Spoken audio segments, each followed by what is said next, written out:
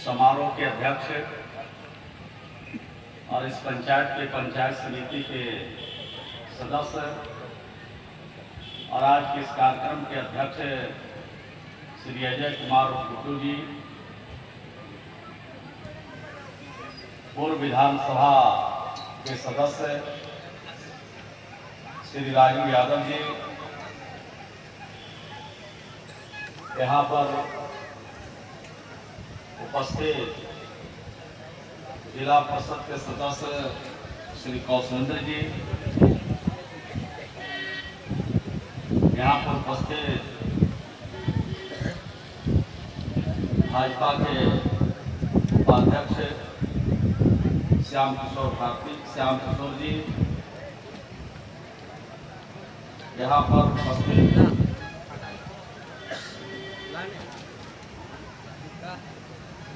जिला परिषद के यहाँ पर उपस्थित अन्य सभी सम्मानित नेतागण, भाजपा जदयू के सभी सम्मानित नेतागण, लंबा लिस्ट है। इस यज्ञ में योगदान करने वाले सभी गांव के बुजुर्गों, नौजवान भाइयों, माता और बहनों, प्रेस और मीडिया के भाइयों और यज्ञ को गति देने के लिए आए हुए मुख्य पंडित आचार्य श्री नवरत्न पांडे जी, सहायक पंडित राजेश पांडे जी, आज यहाँ पर यज्ञ का आयोजन हो रहा है और 9 दिनों तक यह कार्यक्रम चलेगा। 9 दिनों तक यह इलाका पूरी तरह से भक्तिमय हो जाएगा और मंदिर का भी प्राण प्रतिष्ठा का कार्यक्रम है। मंदिर भी बड़ा भव्य बना है और मंदिर भव्य बना है, लोगों का बड़ा सहयोग होगा, बड़ा समर्थन होगा, तब इस प्रकार के बड़े काम को अंजाम लिया जाता है। आज समाज में जो तनाव है, समाज में जो गैर बराबरी है, समाज में जो अनैतिकता है, उसको दूर करने के लिए आज पूजा की जरूरत है, इबादत की जरूरत है, आपस में मिलत की जरूरत है, आपस में प्रेम की आवश्यकता है। मनुष्य के जीवन में सब कुछ अच्छा हो, कोई अच्छा राजनेता बन जाए, कोई अच्छा हवाई जहाज उड़ाने वाला पायलट बन जाए, लेकिन मनुष्य के जीवन में अगर अध्यात्म का ज्ञान नहीं है, अध्यात्म का बोध नहीं है, तो मनुष्य का जीवन परिपूर्ण नहीं कहा जाता। तो मनुष्य के जीवन को पूर्ण करने के लिए अध्यात्म का होना जरूरी है। हमारी जो महिलाएं हैं, माताएं और बहनें हैं, वो आध्यात्मिक ज्यादा होती हैं, पूजा पाठ ज्यादा करती हैं, लेकिन हमारा जो पुरुष समुदाय है, भगवान की भक्ति की तरफ तब उनका ध्यान जाता है जब उनका उम्र 50, 60, 70 हो जाता है, तब उनका ध्यान जाता है। जब वो शरीर से थकते हैं तो उनको लगता है कि भगवान ही एक सहारा है, अब दूसरा कोई रास्ता नहीं। तो मनुष्य के जीवन में अध्यात्म का होना जरूरी है। और यहाँ पर मैं धन्यवाद देना चाहता हूँ यहाँ के आयोजक को, गुड्डू जी को और उनके साथियों को, और इस गांव के लोगों को धन्यवाद देना चाहता हूँ कि आज हमारी जो नई पीढ़ियां हैं, हमारे जो बच्चे हैं, बेटी और बेटे हैं, वो कहां जा रहे हैं? आज पश्चिमी सभ्यता की तरफ बढ़ रहे हैं। और उस परिस्थिति में यहाँ के लोगों ने अपनी सभ्यता के लिए, संस्कृति की रक्षा के लिए यहाँ पर आज अगर यज्ञ का आयोजन है तो मैं समझता हूँ ये बहुत नेक काम है, अच्छा काम है। इसके लिए इनको धन्यवाद और बधाई देना जरूरी है। हमारे जो आचार्य आए हैं, हमारे जो धर्म गुरु यहाँ पर आए हैं, उनकी बात तो आप सुनिएगा और सिर्फ सुन करके चले मत जाइएगा। इनकी बातों को गंभीरता से लीजिएगा और अपने जीवन में उतारने की कोशिश कीजिएगा, जरूर कीजिएगा। ये मैं आपसे कहना चाहता हूं। आज पश्चिमी सभ्यता पर हमारी जो पीढ़ियां जा रही है, हमारे नौजवान जा रहे हैं, हमारी बेटियां जा रही है, हमारे बच्चे जा रहे हैं, उसको रोकना चाहिए। ये जो आजकल सोशल मीडिया है, आजकल जो मोबाइल है हम सबके हाथों में, ये जितना फायदा पहुंचा रहा है उतना ही नुकसान कर रहा है आने वाली पीढ़ियों को।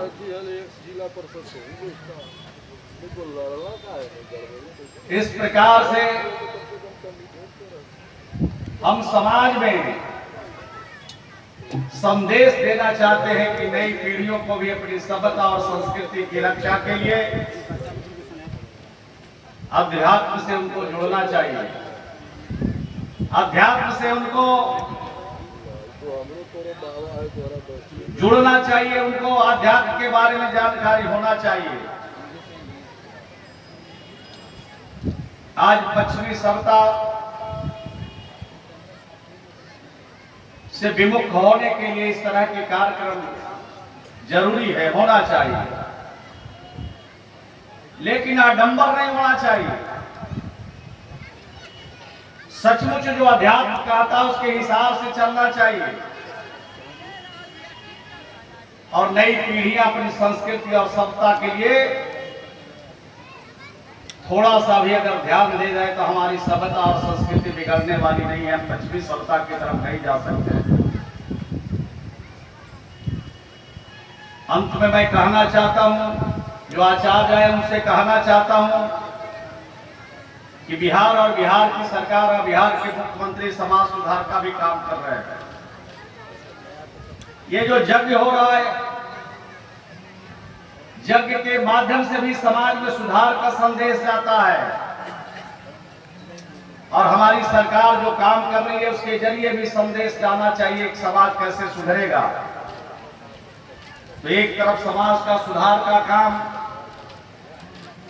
अध्यात्म गुरुओं के माध्यम से होता है और दूसरा अध्यात्म से इतर जो हम सामाजिक कार्यकर्ता है, राजनीति करने वाले लोग हैं, वो भी समाज सुधार का काम करते हैं। बाल विवाह को रोकने के लिए बिहार में हम लोगों ने कदम बढ़ाया। हम लोगों ने शराब को बंद किया, दहेज प्रथा को बंद करने की कोशिश की हम लोगों ने।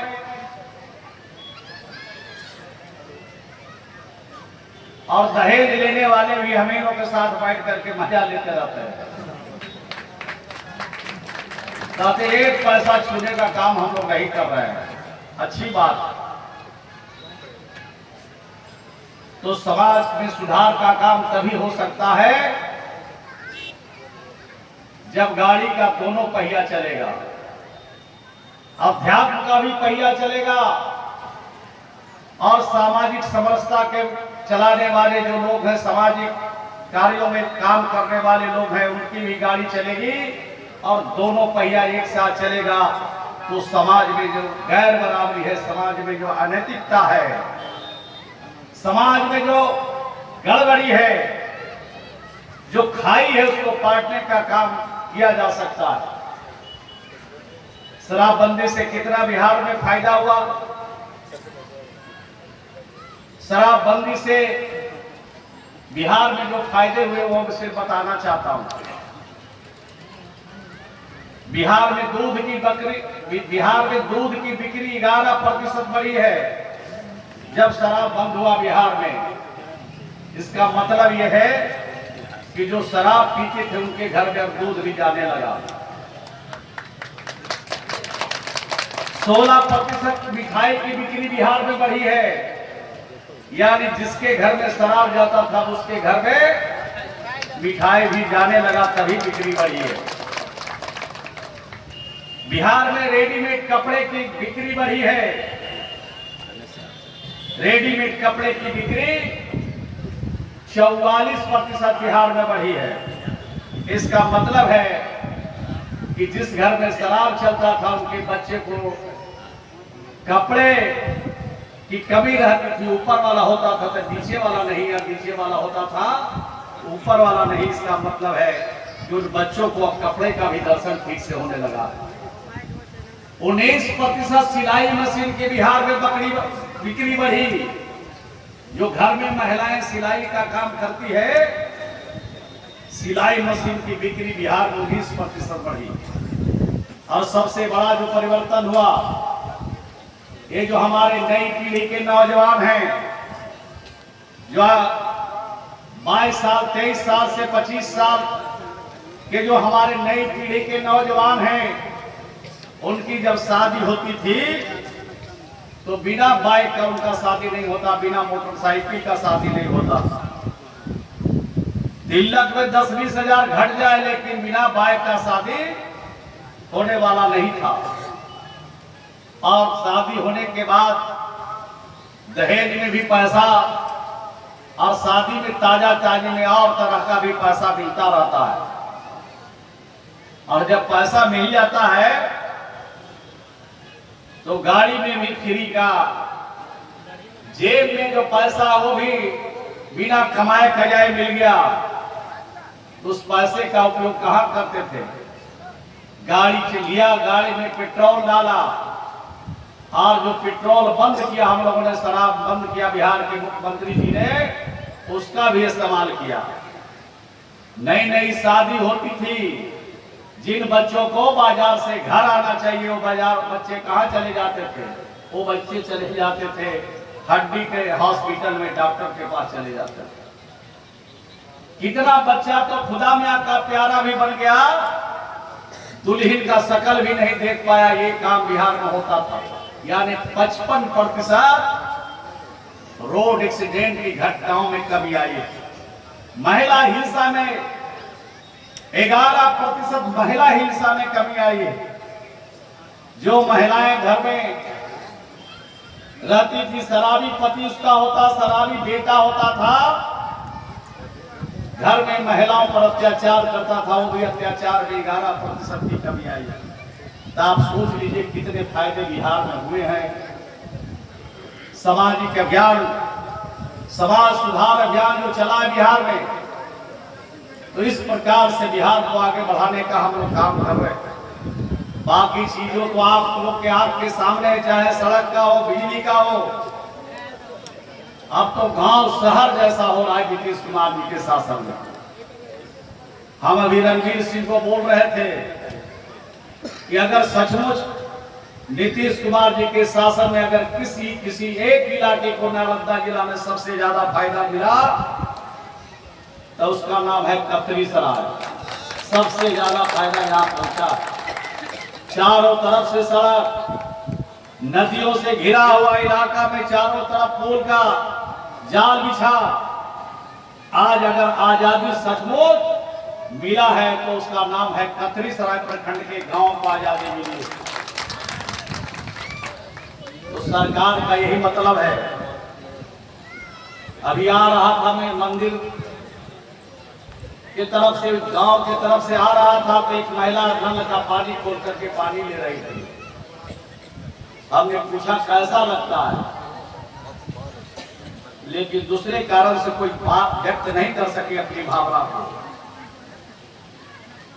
लेकिन कुएं का पानी पीते थे, तालाब का पानी पीते थे, चापा नल का पानी पीते थे। आज नल का पानी गांव के लोग पी रहे हैं। नीतीश कुमार जी पहली बार बिहार में मुख्यमंत्री बने थे, उस समय मात्र 6% आदमी नल का पानी पीता था। आज कितना पी रहा है? 97-98% आदमी नल का पानी पी रहा है। और गांव के लोग थोड़ा सजग हो जाए, गांव के लोगों में मिलत हो जाए, प्रेम हो जाए, तो 7% आदमी के घर में नल का पानी पहुंचेगा। हम लोगों ने जो 100 घर के लिए लगाया नल का पानी, अब 25 घर में पानी मिल जाता है, उन्हें 26वां घर में जगह नहीं करता। पानी जितना जरूरत है आप लीजिए, लेकिन नल को बंद कर दीजिए। जितना टूटी है बाहर में सब टूटा ही हुआ है, तो कहां से जाएगा घर में पानी। तो नई पीढ़ी के नौजवानों से कहना चाहते हैं कि आप इस पर ध्यान दीजिए, ताकि गांव और सुंदर बन सके, गांव अच्छा हो सके। अब देख रहे हैं दीने में बहुत जल रहा है, शाम किशोर जी के गांव में क्या देख रहे थे, दिन में बहुत जल रहा है। अरे भाई नेताजी लोग हम लोग के साथ घूमते हैं, कम से कम दमों में तो कहिए कि बोलवा दिन में के मत जलाइए। अभी बुद्धि जो कि हमने कहा कि मंदिर में अभी तो बहुत ठीक है, नया मंदिर बना है तो दिन में आज सब लोग आ रहे हैं तो जला है, लेकिन मंदिर में भी स्विच होना चाहिए ऑन ऑफ करने का, कि दिन में बिजली की खपत नहीं होनी चाहिए, अनावश्यक बिजली नहीं जलना चाहिए। तो यही समाज सुधार का काम है। और ये यज्ञ होता है, प्रतिष्ठान होता है, पूजा होता है, याचना होता है, इसीलिए होता है कि जो अनैतिक काम हो रहा है उसको हमें बंद करना है, और नैतिक काम जो हो रहा है उसको हमको करना है। इसी के लिए पूजा होता है, इसी के लिए हम यज्ञ करते हैं। यज्ञ का ये मतलब नहीं है कि हम खूब फिजूल खर्ची करें, मतलब सिर्फ यही है कि भगवान की आराधना करें और यज्ञ से कुछ सीखने का काम करें, अध्यात्म के बारे में जाने, ये हमारी कोशिश होना चाहिए। और यहाँ पर यज्ञ का ये भी मतलब है कि आपस में मिलत हो, प्रेम हो, भाईचारा। किस तरह से पंडाल में सब लोग बैठे हैं, किस जाति के, किस धर्म के, किस मजहब के हैं, कोई मतलब नहीं। यही आपस में भाईचारा है, यही आपस में प्रेम है। मजहब नहीं सिखाता है आपस में बैर करना, मजहब सिखाता है आपस में मिलत रखो, आपस में प्रेम रखो, आपस में भाईचारा रखो। अब भगवान उसी पर खुश होते हैं जो मिलत रखता है, प्रेम रखता है, आपस में भाईचारा रखता है, दूसरे के दुख को देख करके दुखी हो जाता है। भगवान उसी को आगे बढ़ाने का काम करते हैं। एक बार की घटना, मैं गया था पावापुरी, आप लोग भी पावापुरी बगले में ही जाते ही रहते होंगे, तो जैन मुनियों का प्रवचन हो रहा था। उस समय मंत्री मैं नहीं था, लेकिन जिस मंत्री जी के साथ आए थे उनके पास वक्त की कमी थी, तो हमने मंत्री जी को प्रणाम किया, कहा कि थोड़ा प्रवचन हम सुनेंगे आप। तो प्रवचन सुनने लगे। 1 से 1.5 घंटा तक हम जो वहाँ पर जैन मुनि थे उनका प्रवचन हमने सुना, और बहुत अच्छी अच्छी बातें उन्होंने कही। और एक बात उसमें से कह के अपनी मैं बात को खत्म करूंगा। मुझे अभी जाना है, सासाराम जाना है, और 2 जगह क्षेत्र में और भी जाना है। जहानाबाद होके, अरवल होकर के हमको आरा होकर के रोहतास जाना है। जैन मुनि ने कहा, ये पूरब तरफ से एक बहुत सुंदर लड़का आ रहा था और खूब बढ़िया कपड़ा पहन करके वो आ रहा था। पूरा हिस्स था, 6 फीट का जवान था, कपड़ा भी खूब सुंदर था, लेकिन उसके पैर में जूता नहीं था। और पश्चिम के तरफ से एक और खूब सुंदर लड़का आ रहा था, खूब बढ़िया कपड़ा पहने हुए था, लेकिन वो पैर से दिव्य ज्ञान था, पैर से विकलांग था बेचारा, और उसके पैर में जूता था, खूब बढ़िया जूता था, खूब बढ़िया कपड़ा, वो भी दोनों बुलंद शरीर का, दोनों नौजवान, लेकिन वो शरीर से दिव्य ज्ञान था। जो दिव्य ज्ञान था वो भी सुख की प्राप्ति के लिए जो जा रहा था, और जो हिस्स था वो भी सुख की प्राप्ति के लिए जा रहा था, सुख की खोज में जा रहा था। तो पश्चिम के तरफ से जाने वाला दिव्य ज्ञान का नजर पड़ता है, हिस्स उसके नौजवान के ऊपर पड़ता है, उसके कपड़े को देखता है, खुश हो जाता है। उसके वस्त्र को देखता है, उसके शरीर को देखता है, खुश हो जाता है। लेकिन उसके पैर पर उसकी नजर जाती है तो देखता है कि इसके पैर में जूता नहीं है। उसके मन में भाव पैदा होता है कि अगर मेरे पैर का जूता अगर इसके पैर में होता तो कितना अच्छा होता। दूसरा जो उधर से आ रहा था, हिस्स नौजवान जिसके पैर में जूता नहीं था, वो उसको देखता है कि दिव्य ज्ञान कितना अच्छा कपड़ा पहने हुए है और उसके पैर में जूता भी है, लेकिन ये जूता मेरे पैर में होता तो कितना अच्छा होता। दिव्य ज्ञान जा रहा था, सुख की खोज में उसको सुख मिलता है, और जो हिस्स नौजवान सुख की खोज में जाता है उसको दुख मिलता है। तो सुख और दुख यही है, समझने का फेर है। जो कमजोर है, लाचार है, परेशान है, उसकी खिदमत करो, उसकी सेवा करो, आप हमेशा सुखी रहोगे। आपके पास जो दौलत है, आपके पास जो शोहरत है, आपके पास जो घर है, आपके पास जो मकान है, उस पर आप संतोष कीजिएगा तो कभी जीवन में दुख आने वाला नहीं है। लेकिन बगल वाला 3 मंजिला मकान पर आपका नजर रहेगा कि हमको भी हो जाता तो अच्छा है, तो आपको सुख की प्राप्ति कहीं नहीं होगी। यही कहते हुए अपनी बात को समाप्त करता हूँ। बहुत बहुत धन्यवाद। आज आपको पूरा एक बार धन्यवाद कि आप नौजवान होकर के पश्चिमी सभ्यता को रोकने के लिए अपनी सभ्यता और संस्कृति और अपने यज्ञ के माध्यम से समाज में सुधार का संदेश यहाँ से देना चाहते हैं। आपको पुनः एक बार अपनी ओर से धन्यवाद देता हूँ। जय हिंद।